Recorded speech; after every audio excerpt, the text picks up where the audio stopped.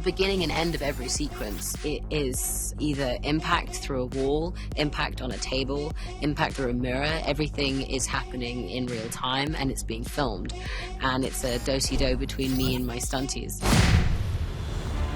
There's something wrong with me. Just a void. It's an interesting thing to try and explain, the void. It's this thing that Bob doesn't have control over, and once he loses control over it, it becomes this all-powerful kind of wormhole-esque thing. And when you get taken into it, it's essentially a interwebbed series of endless rooms of places that you've experienced the most shame or grief in your life. We wanted the spaces to feel realistic. So when you first see it, you're not quite sure if it's a flashback or you're trapped in the memory, and then later on you discover it's the void spaces, and it's a deliberate design to make it feel boxed in, as if they're trapped. Each character is trapped in their trauma memory. And it's pretty cool how Jake's designed it. It's almost like this eternal sunshine of the spotless mind, kind of Schenectady, New York fever dream. Just the encouragement to try to do something different, like Spike Jones and Jonathan Glazer. There's an old Jonathan Glazer commercial, I think, for Levi's, where they're bursting through walls and there's explosions as they do that, and then obviously the sequence from being John Malkovich of going into Malkovich's subconscious. It's like your mind is somewhere else. Mm-hmm. We are in one of the void rooms, and this is the forest set.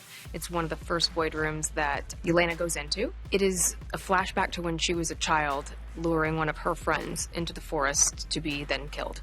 And so it's sort of a nightmare of hers that she has to relive over and over and over. And ultimately she has to bust through a wall to get out of here, which then takes her into another void nightmare room of her own. Starting from a practical base, like if you really see something happen and you can really make something happen, there's a kind of unpredictability and a magic to that. The transition between all these rooms is quite tricky because gravity shifts and is different in each room, and there's different rules in each room.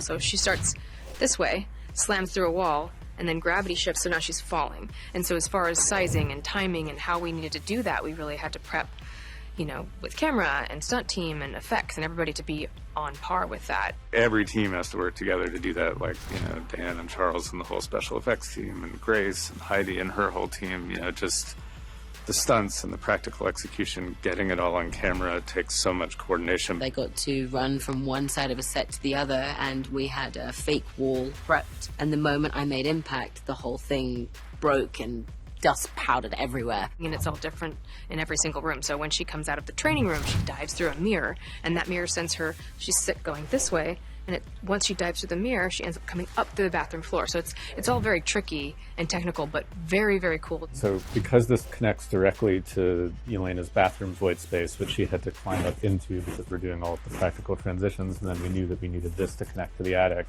we actually had to add height to the attic, also for some of the lighting elements from underneath, for what they're looking at, so that all of this could practically connect. This is actually like tied more into sees Bob in the mirror again, so that becomes more key. We built that bathroom set here, and also the training room set, so when she sees Bob in the mirror, that's all done practically, and he's actually in the reflection. He kind of dims the lights in the bathroom and allows her, and in one shot we sort of pan and dolly and push her into this space. It was really important that we didn't rely on CG for the sequence. We wanted it to feel real, and we wanted to use simple camera tricks. And even though they're simple, they are incredibly technical, in that you have to match these frames up perfectly to make it feel like we are blending this sequence together seamlessly. Something that we're doing on this movie that we've really never done before is we have an editorial department almost set up on set with us. So as we are filming, these shots are getting cut into an edit. That was really important for a sequence like this, where it's very important that we have these shots seamlessly blend together. So we were able to go to the monitor, make sure they matched, to make sure we can move on to the next thing. They are human beings more so than they are superheroes. And so that way they're much more relatable, and it lends itself to being shot in a very practical way. The sets built as much as possible, everything in camera as much as possible. The stories being told in a way that they're every man, they're every woman. We can all relate to them in every way possible. And even if it doesn't make the emptiness go away, I promise you it will feel lighter. How do you know? Because it already has for me.